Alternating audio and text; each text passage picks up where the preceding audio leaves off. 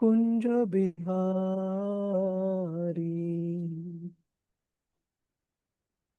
जय राधा माधव कुंज बिहारी गोपी जनवल्लभ गिरिवरधारी यो गोपी जन वल्लभ गिरिवरधारी यशोदानन्दन व्रज जनरञ्जन यशोदानन्दन व्रज जनरञ्जन जमुनातीरावनचारी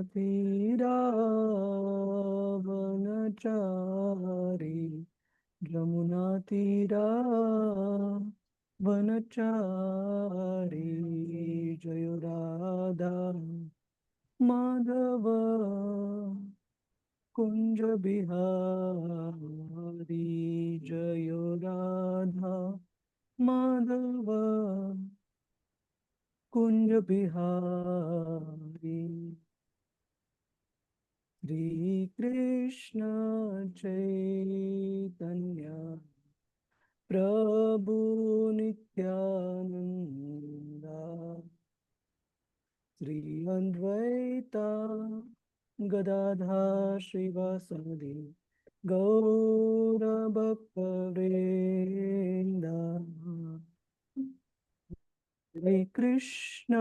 हरे कृष्ण कृष्ण कृष्ण हरे हरे हरे राम राम राम हरे हरे हरे कृष्ण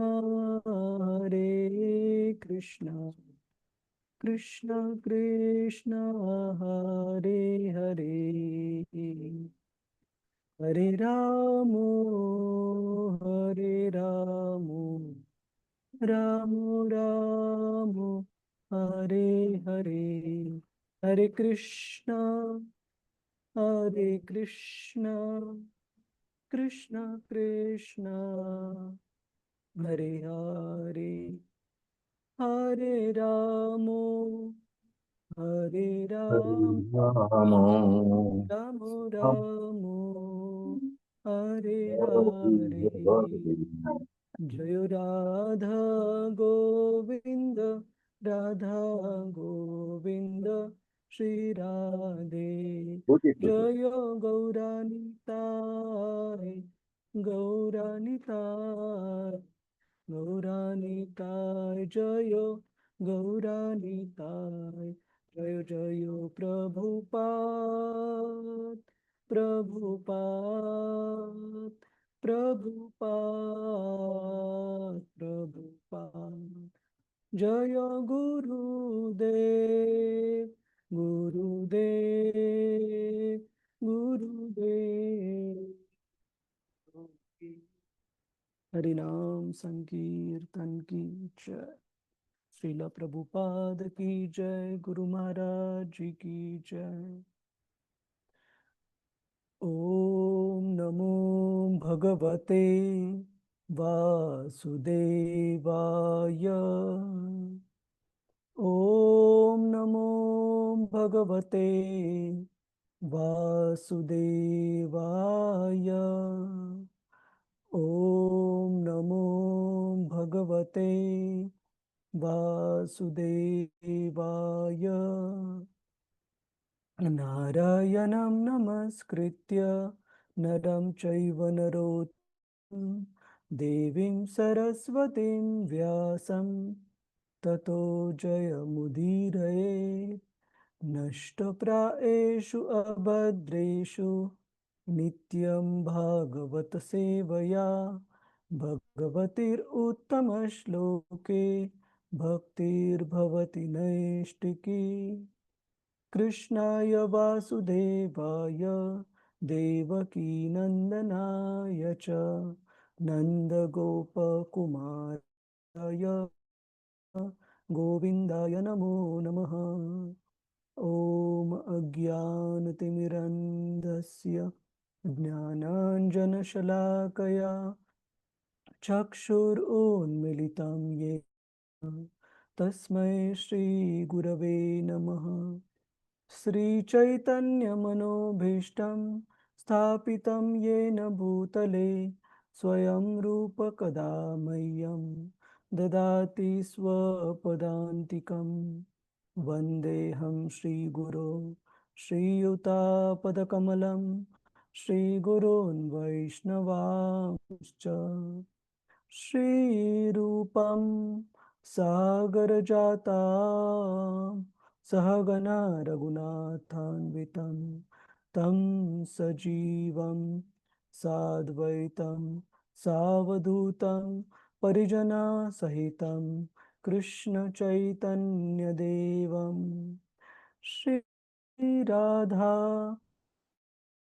कृष्णपदान् सहगना ललिता श्रीविशाखान्वितांश्च हे कृष्ण करुणा सिंधु दीनबंधु जगत्पते गोपेश गोपिका कांत श्रीराधा कांत नमोस्तुते तप्त कांचन गौरांगी श्रीराधे वृंदावनेश्वरी वृषभानुसुते देवी प्रणमामि हरिप्रिये वाञ्छाकल्पतरुभ्यश्च कृपा सिन्धुभ्य एव च पतितानां पावनेभ्यो वैष्णवेभ्यो नमो नमः।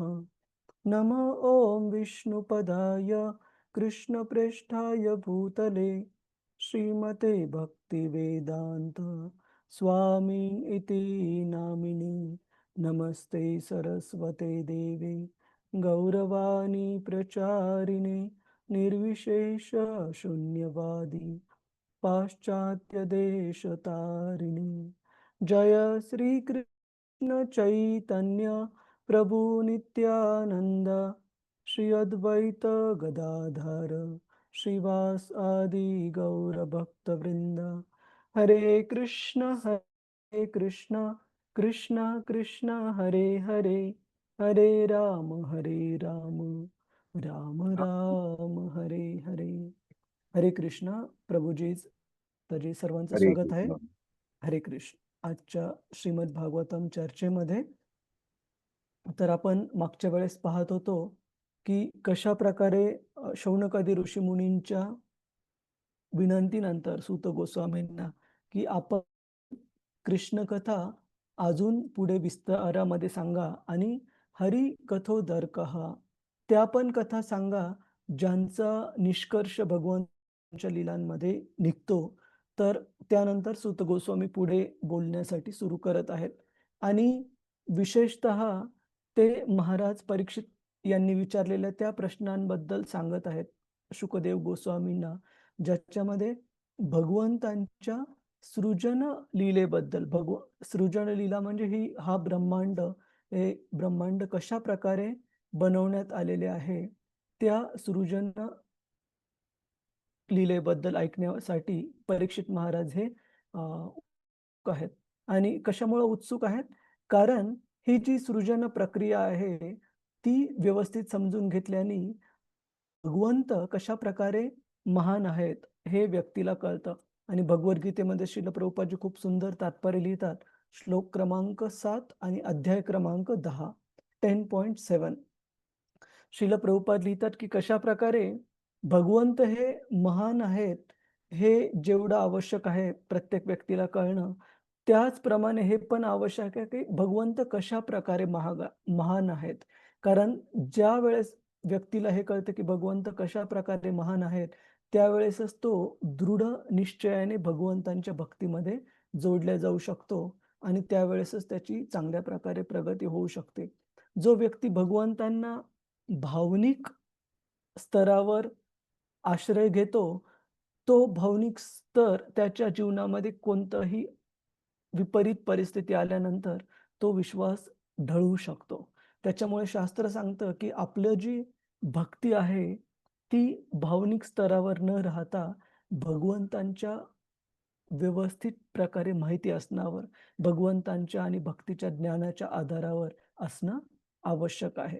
आणि त्यासाठी आपल्याला भगवंतांचं व्यवस्थित ज्ञान असणं आवश्यक आहे, की भगवंत कशाप्रकारे महान आहेत आणि त्यांना समजण्याचं, त्यांची महानता समजण्याचं सर्वात सुरुवातीची स्थिती म्हणजे भगवंतांची सृजन प्रक्रिया. भगवंत कशाप्रकारे या ब्रह्मांडाचा निर्माण करतात ते समजून घेणं. तर याबद्दल सूत गोस्वामी, परीक्षित महाराज आणि शुकदेव गोस्वामी यांच्यामधील असलेला जे संवाद आहे, तो इथे सांगत आहेत शौनकादी ऋषीमुनींना. तर आपण श्लोक क्रमांक 5 पासून सुरुवात करूया. कृपया आपण म्हणण्याचा प्रयत्न करा. राजा उवाच राजोवाच समीचीनं वचो ब्रह्मन् समीचीनं वचो ब्रह्मन् सर्वज्ञस्य तवानघ सर्वज्ञस्य तवानघ तमो विशीर्यते मह्यम् तमो विशीर्यते मह्यम् हरे कथयतः कथाम्. हरे कथयत कथा. कुणाला वाचायचंय का? प्रभुजीच, माताजीच. हरे कृष्ण. हरे कृष्ण वास्तु प्रभुजी. अवधूत चरण प्रभुजी. हरे कृष्ण. हरे कृष्ण. राजोवाच समीचीन वचो ब्राह्मण. प्रभुजी तुम्ही अनुवाद वाचू शकता. अनुवाद आणि तात्पर्य. ओके. राजा उवाच, परीक्षित महाराज म्हणाले, समीचीन पूर्णपणे योग्य, वच वचन ब्राह्मण हे विद्वान ब्राह्मण श्रेष्ठ, सर्वज्ञस्य सर्व काही जाणणारा सर्वज्ञ, तव तुमचे अनग कलाशरहित तम अज्ञानाचा अंधकार विषयी ते हळूहळू नाहीसा होत आहे. मला हरे भगवंताच्या कथयत तुम्ही कथन करीत आहात कथाम कथा. परीक्षित महाराज म्हणाले, हे विद्वान ब्राह्मण श्रेष्ठ, तुम्ही सर्व काही जाणता, कारण तुम्ही भौतिक कल्मशापासून मुक्त आहात. त्यामुळे तुम्ही जे काही कथन केले आहे ते पूर्णपणे योग्य आहे. तुम्ही भगवत कथांचे कथन करीत असल्याने तुमची वचने माझा अज्ञानंधकार हळूहळू नष्ट करीत आहे. हरे कृष्ण. तात्पर्य वाचा प्रभुजी. यस प्रभुजी. तात्पर्य श्री प्रभुपाद द्वारा. जय श्री प्रभुपाद की जय. येथे परीक्षित महाराजांचा प्रत्यक्ष अनुभव प्रगट करण्यात आला आहे.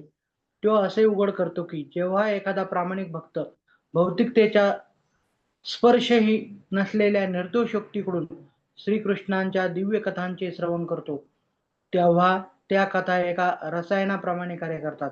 दुसऱ्या शब्दात सांगायचे तर निर्दोष व्यक्त्याकडून केलेल्या भागवताच्या श्रवणाने मनुष्याचा अज्ञानंधकार नष्ट होतो. परंतु व्यावसायिक लोकांनी केलेले भागवताचे कथन व कर्मकांडीय श्रुतवर्गाने त्यांचे केलेले श्रवण कधीही असा अद्भुत परिमाण घडू शकत नाही.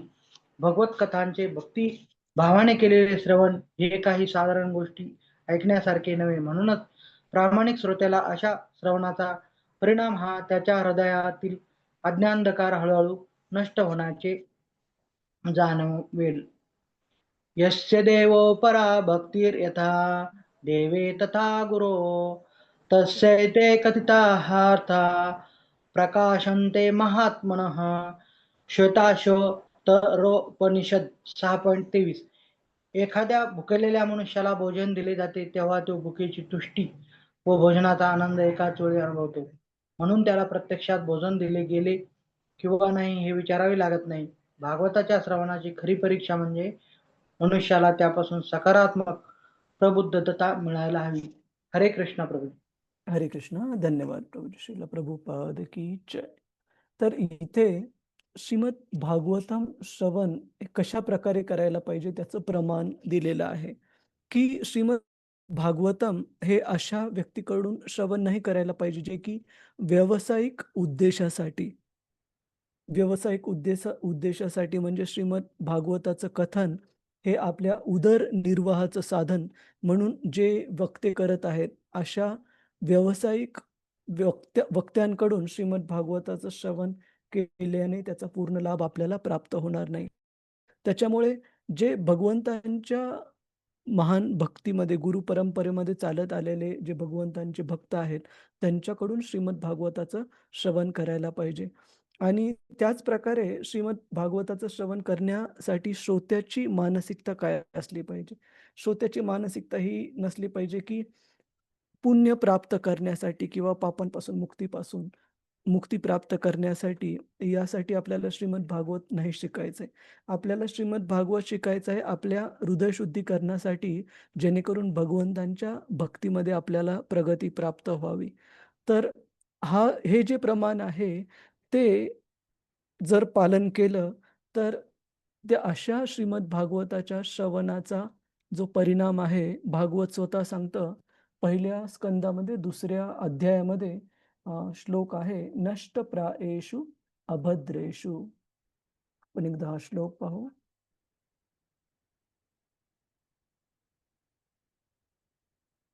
पहिला स्कंद 2रा अध्याय आणि 18वा श्लोक. कृपया आपण हा श्लोक म्हणण्याचा प्रयत्न करा.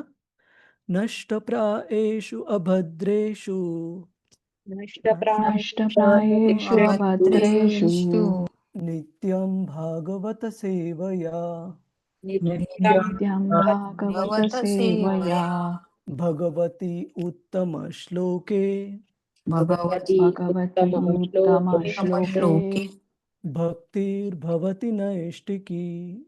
भक्तिर्भवति नैष्टिकी. तर अशा प्रकारे भगवत भक्तांकडून आपण श्रीमद भागवताचं नियमितपणे श्रवण करत राहिलो आणि श्रील प्रभुपाद नित्यम भागवत सेवया याचा अनुवाद या श्लोकामध्ये देतात, by daily attendance in the classes of Shrimad Bhagavatam.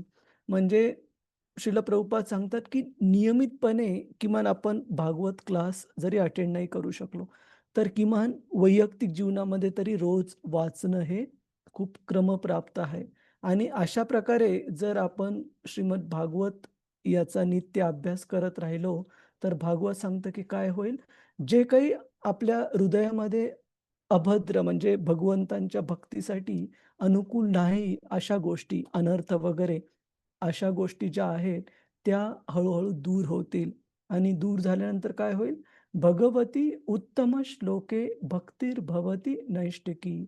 नैष्टिकी भक्ती भगवंतांच्या बद्दल जे की उत्तम श्लोकांनी ज्यांचं वर्णन गुणगान होतं, अशा भगवंतांबद्दल नैष्टिकी म्हणजे दृढ, निश्चित, ती कधीही इर्रिव्होकेबल म्हणजे कधीही ती लोप पावणार नाही, अशी भक्ती भगवंत प्रदान करतील अशा व्यक्तीला, जो की नियमितपणे श्रीमद भागवताचं श्रवण करत आहे, अभ्यास करत आहे. तर इथे सांगितलं आहे की ते जे श्रवण आहे ते भगवंतांपासून चालत आलेल्या गुरु परंपरेमध्ये आलेल्या व्यक्तीकडून करणं आवश्यक आहे, ना की व्यावसायिक व्यक्तीकडून. श्रील सनातन गोस्वामी एक उदाहरण देतात, की ज्या प्रकारे दूध जे आहे गाईचं, तर ते दूध पौष्टिक आहे शरीरासाठी. पण अशा दुधाला ज्यावेळेस एका कधी-कधी लोकं दूध काही याला पण देतात, नागपंचमीच्या वेळेला वगैरे सापांना. तर शास्त्र सांगतं, की ज्याप्रमाणे अशा सर्पाच्या तोंडाने, जिभेने स्पर्श केलेलं दूध हे मानवी कन्झम्पशनसाठी घेण्यासाठी योग्य राहत नाही. त्याचप्रमाणे अशा व्यावसायिक श वक्त्याच्या तोंडातून निघालेलं श्रीमद भागवत हे ऐकणं हे फायदेकारक ठरत नाही. त्याच्यामुळे अशा व्यक्तीकडून जे गुरु परंपरेमध्ये चालत आलेले आहेत, अशा व्यक्तींकडून भागवताचं श्रवण करावं आपल्या भक्तीमध्ये प्रगतीसाठी. तर इथे आपण पाहतो की परीक्षित महाराज हे कशाप्रकारे एवढे पृथ्वीचे सार्वभौम राजा असून स्वतःचं ऐश्वर्य, स्वतःचं कुटुंब आणि सर्व काही राज्य वगैरे त्याग करून गंगेच्या काठी बसलेले आहेत, पूर्णपणे स्वतःला श्रीमद भागवत ऐकण्यासाठी समर्पित करून. आणि शुकदेव गोस्वामींचं इथे या श्लोकामध्ये स्तुती करत आहेत, की कशाप्रकारे शुकदेव गोस्वामी सर्व भौतिक कल्मशांपासून दूर आहेत आणि सर्व ज्ञाता आहेत.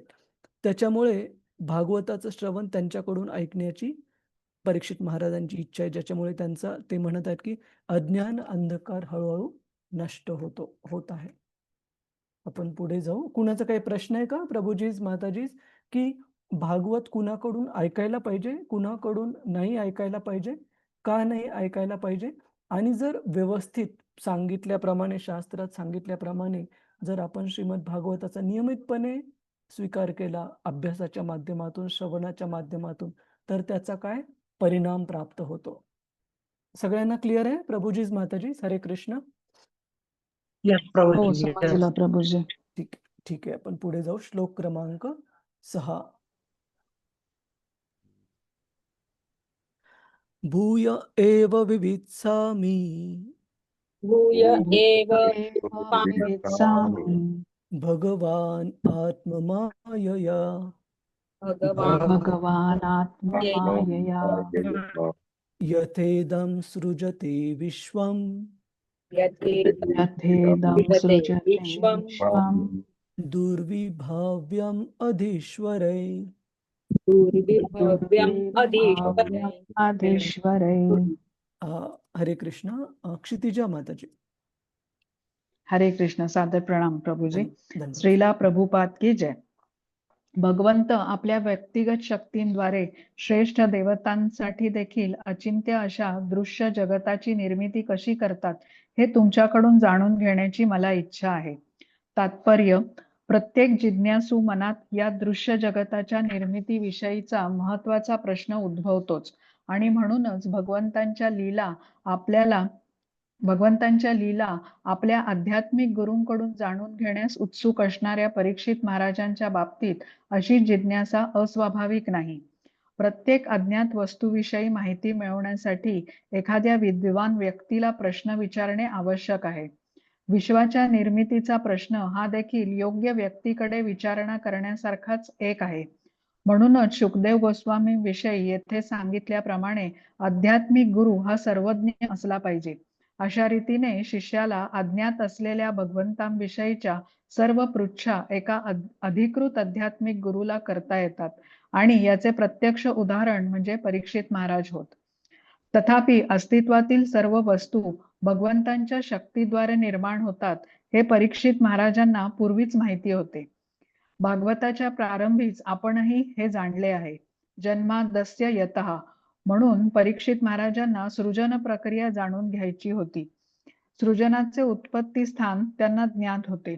अन्यथा भगवंत आपल्या निरनिराळ्या शक्तींद्वारे या प्रकट विश्वाचे सृजन कसे करतात हा प्रश्न त्यांनी विचारला नसता.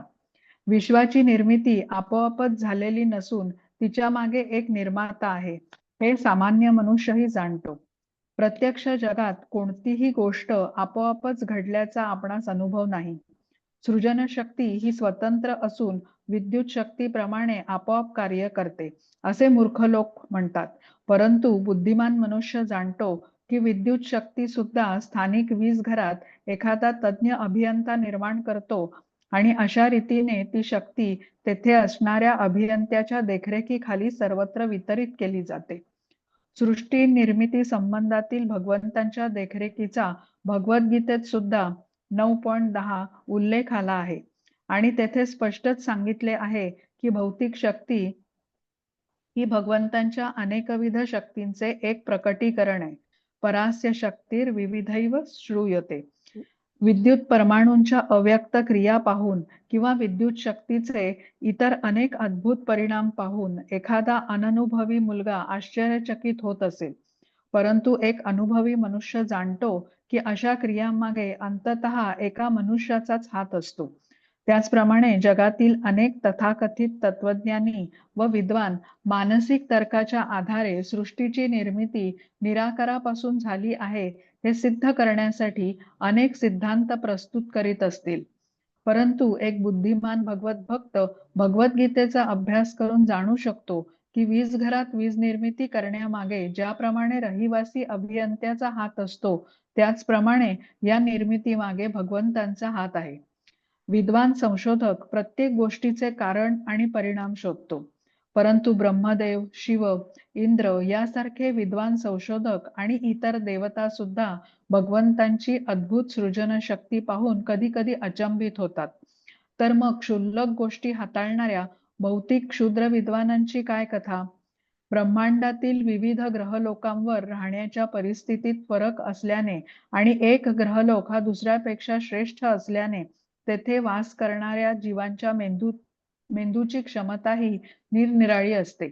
भगवद्गीतेत सांगितल्याप्रमाणे ब्रह्मलोकावरील रहिवाशांचे दीर्घ आयुष्य हे पृथ्वीवरील रहिवाशांच्या दृष्टीने अचिंत्यच आहे व आपण अशा दीर्घ आयुष्याची तुलना ब्रह्मदेवांच्या बौद्धिक क्षमतेशी करू शकतो. ब्रह्मदेवांची बौद्धिक क्षमता सुद्धा या पृथ्वीवरील कोणत्याही महान वैज्ञानिकास अचिंत्य आहे आणि अशी अफाट बौद्धिक क्षमता असलेले ब्रह्मदेव आपल्या संहितेमध्ये म्हणतात, ईश्वरः परमः कृष्ण सच्चिदानंद विग्रह अनादिर आदिर गोविंदः सर्व कारण कारणम. भगवंतांप्रमाणेच गुण असणारी अनेक व्यक्तिमत्वे आहेत, परंतु श्रीकृष्ण हे परमश्रेष्ठ आहेत, कारण त्यांना मागे टाकणारा कोणीही नाही. ते परम पुरुष आहेत व त्यांचे शरीर सच्चिदानंदमय आहे. तेच आदी पुरुष भगवान गोविंद व सर्व कारणांचे आदी कारण आहेत. ब्रह्मसंहिता 5.1. भगवान श्रीकृष्ण सर्व कारणांचे परम कारण आहेत हे ब्रह्मदेव मान्य करतात, परंतु या अतिसूक्ष्म व क्षुद्र अशा पृथ्वीवरील अल्पबुद्धी लोक श्रीकृष्णांना स्वतःपैकीच एक मानतात. अशा रीतीने भगवान श्रीकृष्ण जेव्हा भगवद्गीतेत सांगतात की अस्तित्वातील सर्व वस्तूंचा स्वामी मी आहे, तेव्हा तार्किक तत्वज्ञानी आणि वितंडवादी लोक त्यांचा उपहास करतात आणि भगवंत काहीशा खेदानेच म्हणतात, अवजानन्ति मां मूढा मानुषीं तनु आश्रितम परम भावम अजानंतो मम भूत महेश्वरम. जेव्हा मी मानव सदृश्य रूपामध्ये अवतीर्ण होतो तेव्हा मूर्ख लोक माझा उपहास करतात. अस्तित्वातील सर्व वस्तूंचा परम अधीश्वर म्हणून माझे दिव्य स्वरूप ते जाणत नाहीत. भगवद्गीता 9.11. ब्रह्मदेव आणि शंकर, मग इतर देवतांविषयी काय बोलावे, हे सुद्धा भूत अर्थात निर्माण केलेल्या शक्तिशाली देवता आहेत व त्या एका राजाने नियुक्त केलेल्या मंत्र्यांप्रमाणे ब्रह्मांडाचे व्यवस्थापन करतात. मंत्री हे ईश्वर किंवा नियंत्रक असतील, परंतु भगवंत हे महेश्वर किंवा नियंत्रकांचेही निर्माते आहेत. अल्पबुद्धी लोकांना याचे ज्ञान नसल्यामुळे आणि भगवंत आपल्या अहैतुकी कृपेने कधी कधी मानव सदृश्य रूपामध्ये अवतीर्ण होत असल्यामुळे असे लोक भगवंतांचा उपहास करण्याचे धार्ष्ट्य दाखवतात. भगवंत हे काही साधारण मनुष्याप्रमाणे नाहीत. ते सच्चिदानंद विग्रह किंवा परम भगवान आहेत आणि त्यांचा देह व त्यांचा आत्मा यामध्ये काही भेद नाही. तेच शक्ती आणि शक्तिमान दोन्ही आहेत. परीक्षित महाराजांनी आपले आध्यात्मिक गुरु शुकदेव गोस्वामी यांना भगवान श्रीकृष्णांच्या वृंदावनातील लीलांविषयी विचारले नाही. त्यांना प्रथम भगवंतांनी सृष्टीची निर्मिती कशी केली हे जाणून घ्यायचे होते.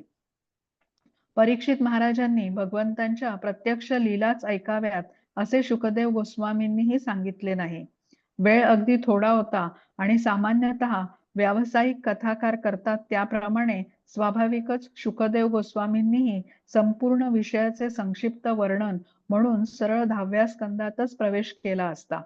परंतु परीक्षित महाराज किंवा महान भागवत कथाकार यापैकी कोणीच आजच्या व्यावसायिक भागवत कथाकारांप्रमाणे एकदम 10व्या स्कंदात प्रवेश करण्याचा प्रमाद केला नाही. त्या दोघांनीही पद्धतशीरपणे श्रवण व कथन केले, जेणेकरून भविष्यातील कथाकारांनी आणि श्रोत्यांनी भागवत कथनाच्या या उदाहरणावरून धडे घ्यावेत.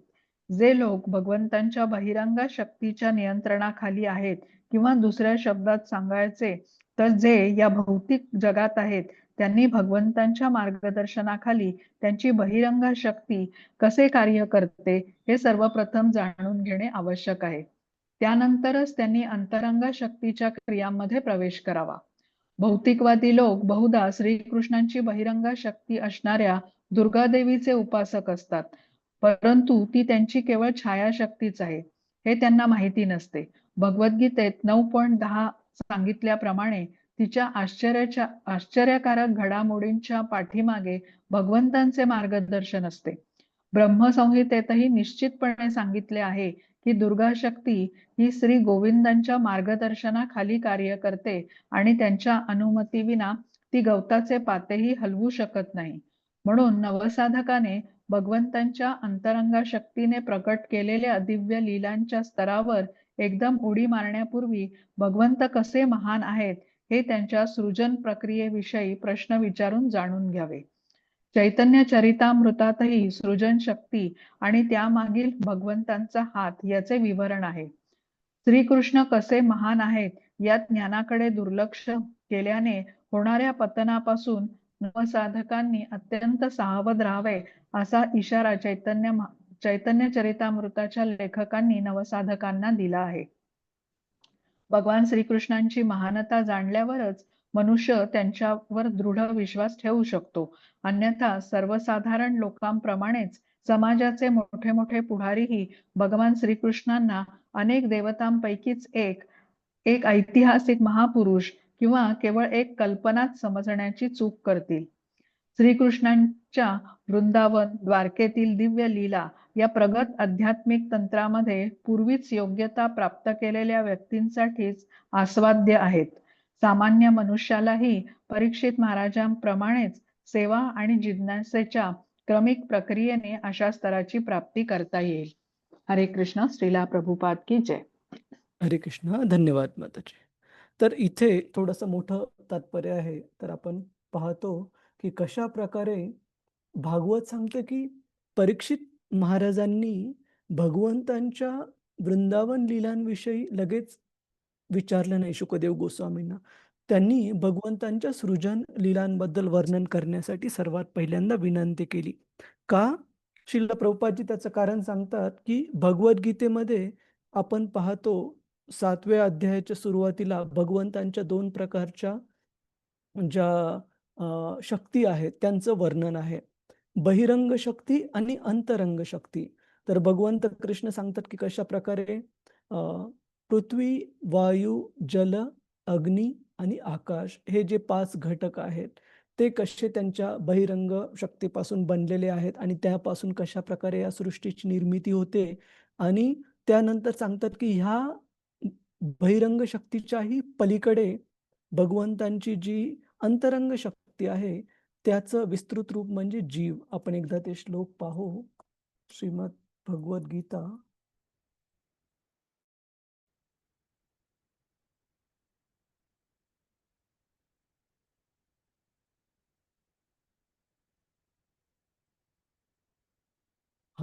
तर 4थ्या श्लोकामध्ये भगवंत सांगतात भूमिर आपो अनलो वायू खम मनो बुद्धिर एवच अहंकार इति यम मे भिन्न प्रकृतीर अष्टधा.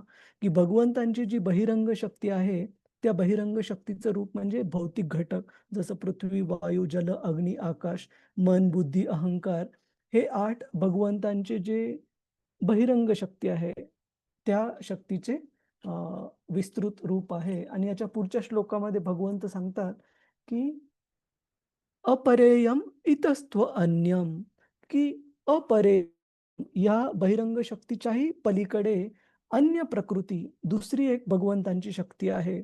प्रकृती विद्धी मे पराम, जी की परा म्हणजे श्रेष्ठ आहे.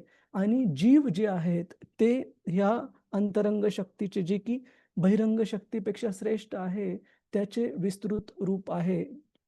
या जगातील जीवभूत सर्व प्राणी मात्र. तर इथे शास्त्रात सांगितलंय श्रीमद भागवतामध्ये की त्यामुळे भगवंतांना जाणून घेण्यासाठी सर्वात अगोदर त्यांची जी बहिरंग शक्ती आहे ही भौतिक जगत आहे कशा प्रकारे काम करतं, हे कशा प्रकारे निर्मिती होते याची हे जाणून घेणं महत्वाचं आहे. आणि का जाणून घेणं महत्वाचं आहे? श्रील प्रभुपाद त्या प्रश्नाचं उत्तर देतात तात्पर्याच्या शेवटी की भगवान श्रीकृष्णांची महानता जाणल्यावरच मनुष्य त्यांच्यावर दृढ विश्वास ठेवू शकतो. अन्यथा सर्वसाधारण लोकांप्रमाणेच समाजाचे मोठे मोठे पुढारीही भगवान श्रीकृष्णांना अनेक देवतांपैकी एक किंवा एक ऐतिहासिक महापुरुष किंवा केवळ एक कल्पनाच समजण्याची चूक करतील.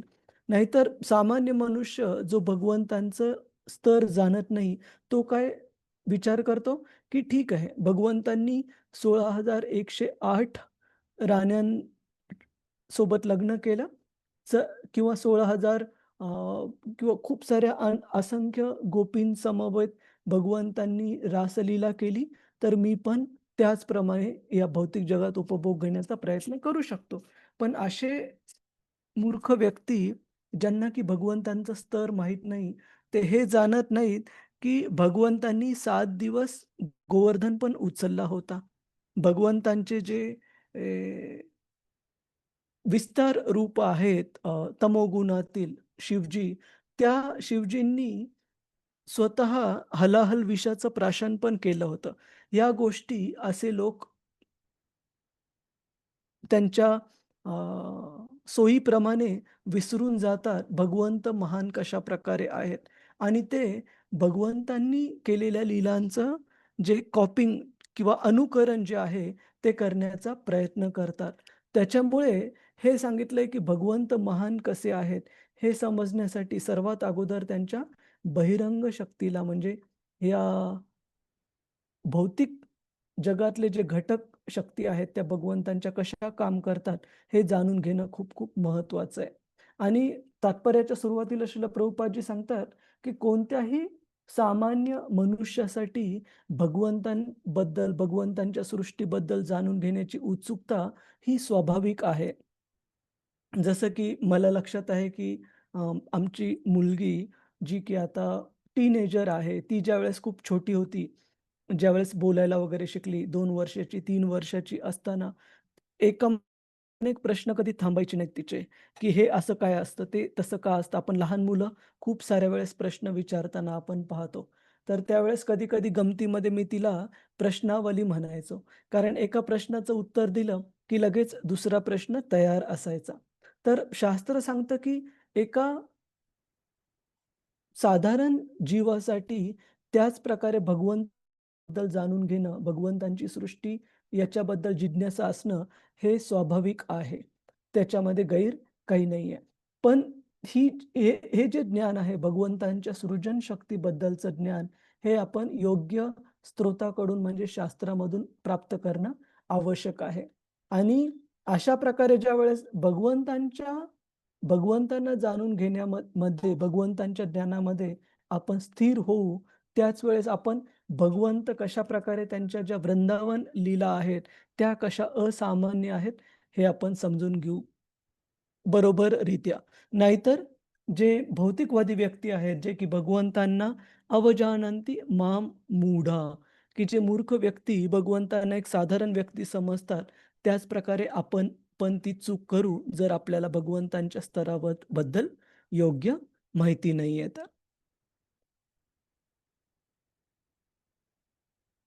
आणि इथे श्रील प्रभुपादजी हे पण सांगतात, की श्रीकृष्ण कसे महान आहेत, ह्या ज्ञानाकडे दुर्लक्ष केल्याने होणाऱ्या पतनापासून नवसाधकांनी अत्यंत सावध राहावेत. तर अशा काही-काही लोकांचा जे उल्लेख आहे आपण शास्त्रामध्ये पाहायला मिळतो. त्यांना म्हटलं जातं, की जे सहजीया मानसिकता. सहजीया जसं की शब्द दर्शवतो, अशा लोकांची मानसिकता असते, की ती भगवंतांच्या स्तराला सहज किंवा साधारण समजतात आणि त्यांच्या महान लीलांचं अनुकरण करायचं ठरवतात, की आपण आज पण जर वृंदावनात वगैरे गेलो, तर काही ठिकाणी आपल्याला असे काही लोक पाहायला मिळतील, पुरुष वगैरे, जे की स्त्रियांच्या वेशामध्ये इकडे-तिकडे गोवर्धनच्या झाडी-झुडपांमध्ये किंवा वृंदावनमध्ये कृष्णाला शोधत फिरतात. पण त्यांना हे कळणं आवश्यक आहे, की भगवंतांना अशा प्रकारे भौतिकरित्या पाहण्याचा जर शोधण्याचा प्रयत्न केला भौतिक स्तरावर, तर त्यांनी भगवंत प्राप्त होणारे नाहीयेत. शास्त्र म्हणतं, की भगवंतांना जाणून घेण्यासाठी, शोधण्यासाठी योग्य मार्ग म्हणजे त्यांच्याबद्दल श्रवण, ऐकणे व्यवस्थित शास्त्राच्या माध्यमातून जाणून घेणे.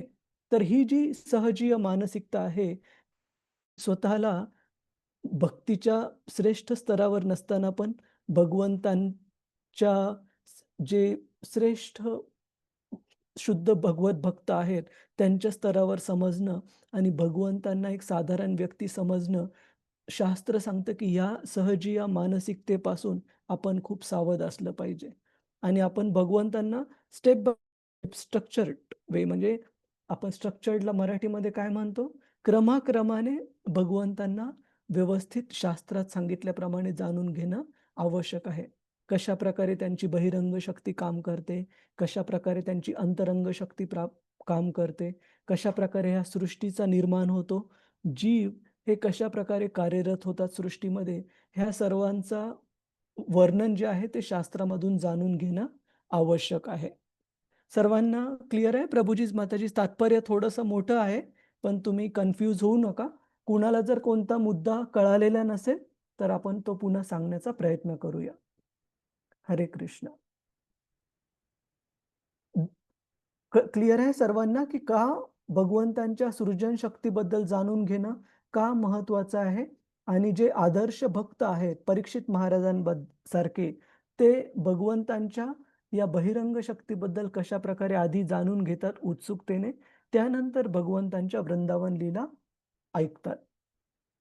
हरे कृष्ण. काही प्रश्न? हरे कृष्ण प्रभूजी. हा माताजी. धन्यवाद. मला विचारायचं आहे की आता आपण म्हणजे हिंदुस्थानामध्ये आपल्याला माहिती आहे कृष्ण वगैरे म्हणजे काय आपण कृष्ण म्हणजे आपल्याला पूर्ण भगवंताचं रूप आहे. पण पाश्चात्य देशात किंवा दुसरे म्हणजे हे जे गल्फ कंट्रीज आहेत, मग तिकडे कसं म्हणजे मग आता हे पूर्ण अख्ख्या जगाचं म्हणजे ब्रह्मांड नायक हा कृष्णच आहे.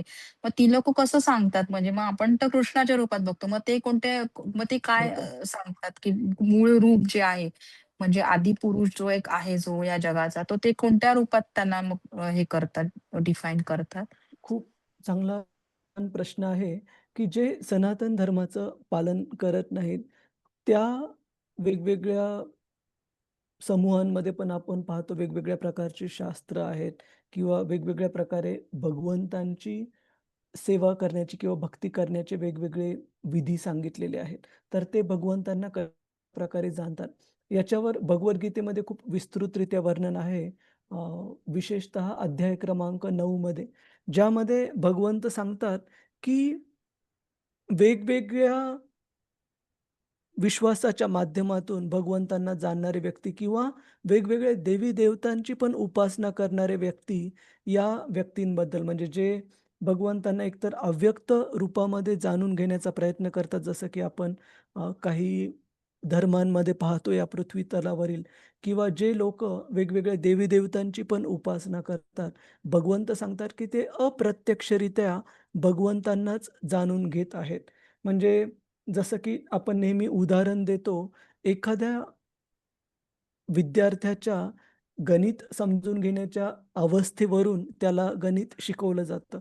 उदाहरणार्थ आपण नेहमी उदाहरण देतो, की बालवाडीच्या मुलाला किंवा पहिलीच्या मुलाला ज्यावेळेस गणित शिकवतात, त्यावेळेस बेरीज वजाबाकी हे सांगण्यासाठी जे टीचर, जे शिक्षक असतात, ते समजा खडूनी 5 रेघा मारणार आणि ह्या 5 रेघांमधून जर 2 रेघा मिटवल्या, तर 3 रेघा बाकी आहेत. अशा प्रकारे वजाबाकी शिकवतात किंवा काडीचं उदाहरण देऊन 5 काड्या आहेत त्याच्यामधून 2 जर काढल्या तर 3 बाकी राहतील.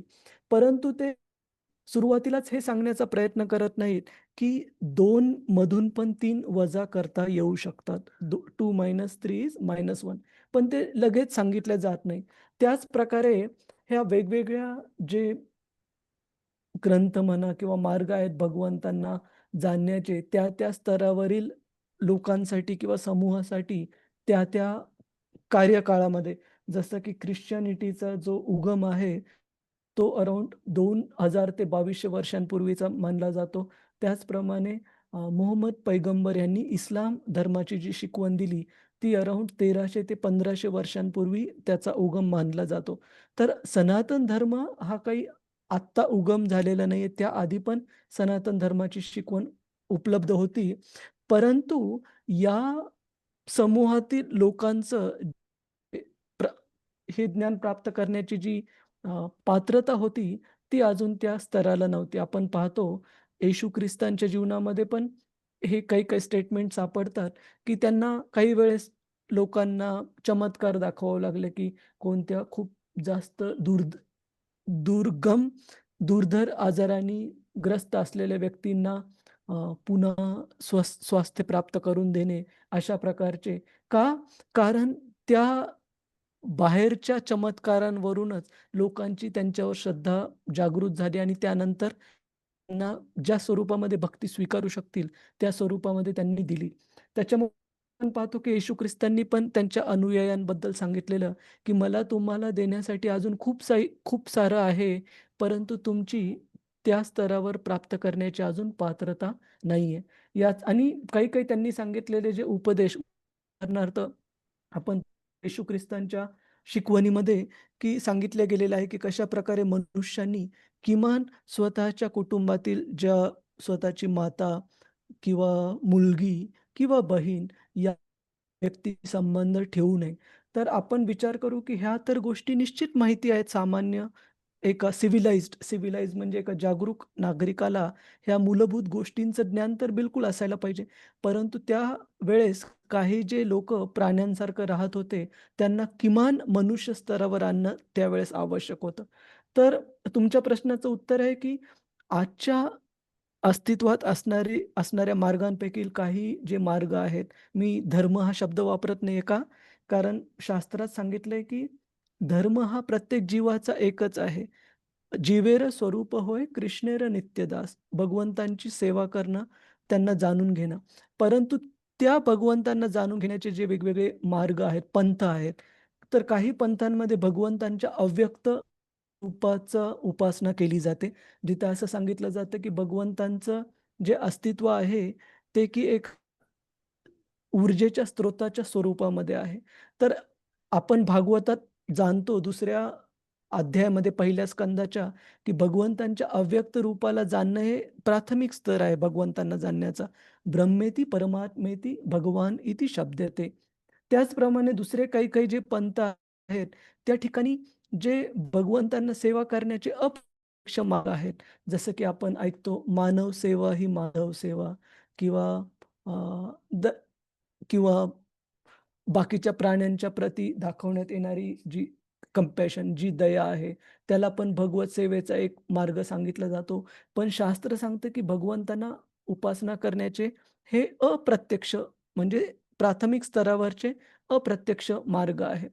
तर या प्रश्नाचं उत्तर आहे, की त्या पंथाचे जे सुरुवातीचे अनुयायी होते, त्या अनुयायांच्या स्थितीनुसार त्यांना भगवंतांच्या भक्ती मार्गावर हळू-हळू मार्गक्रमण करण्यासाठी स्टेप्स दिलेले आहेत माताजी त्याच्यावर. तर बहुतांश मार्ग हे अव्यक्त स्वरूपामध्ये भगवंतांना जाणण्याचा प्रयत्न करतात किंवा व्यक्तिशः ज्या पंथांमध्ये भगवंतांचा उल्लेख आहे, त्या पंथांमध्ये पण सांगितलेलं आहे, की उदाहरणार्थ ख्रिश्चनिटी याच्यामध्ये आपण पाहतो, की येशू ख्रिस्तांना ही is described as the son of God. भगवंतांचं मुलगा म्हणून वर्णन आहे. परंतु भगवंतांचं जे त्रिभंग रूप आहे, त्याचं विस्तृतरित्या वर्णन नाहीये का? कारण ते जाणून घेण्याची, ते प्राप्त करण्याची पात्रता त्या अनुयायांमध्ये त्यावेळेस नव्हती माताजी. ठीक आहे का उत्तर माताजी याचं? हरे हो, कृष्ण. ठीक आहे. ठीक आहे, ठीक आहे. हरे कृष्ण. धन्यवाद. तर धन्यवाद. तर फक्त एकच महत्त्वाचा मुद्दा हा, की आपण सनातन धर्माचे अनुयायी म्हणून कधी असा विचार करू नये, की आपण श्रेष्ठ किंवा दुसरे कोणी निम्न स्तरावर. का? की ते ज्या स्तरावर असतील, तो भगवंतांचा प्रश्न आहे, की कशाप्रकारे त्यांना स्टेप बाय स्टेप, क्रमाक्रमाने त्यांच्या भक्ती मार्गाकडे आणणे. त्यासाठी काही जन्म पण लागू शकतील निश्चित. पण भगवंतांची ती योजना आहे आणि आपल्यापेक्षा भगवंतांना काळजी आहे, की कशाप्रकारे सर्व बॅकग्राऊंडचे, सर्व पार्श्वभूमीचे लोकं हे क्रमाक्रमाने भक्ती मार्गाकडे मार्गक्रमण करावेत. आपण जर त्यांच्या मार्गक्रमणामध्ये किंवा प्रगतीमध्ये त्यांना आपल्याकडून कधीही डिस्करेजमेंट म्हणजे आपण मराठीमध्ये काय म्हणतो याला? डिस्करेजमेंट?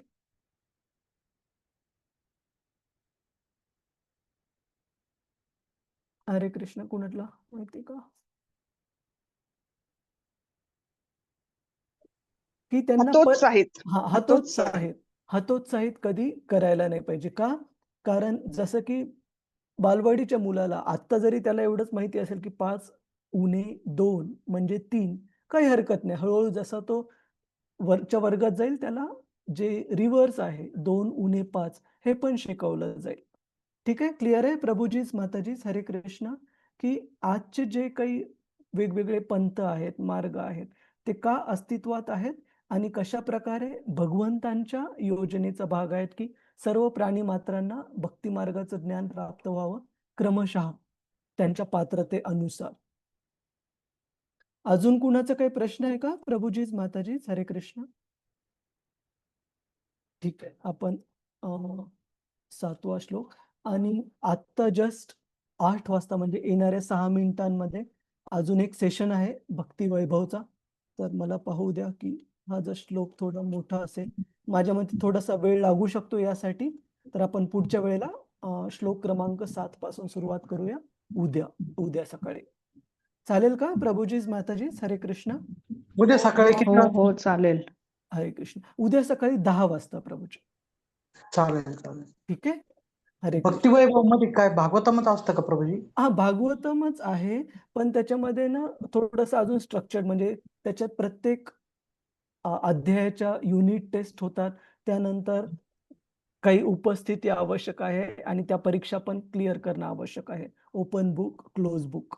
तर हेच आणि आपण कशाला म्हणतात? भक्तिवृक्ष कशाला म्हणतात?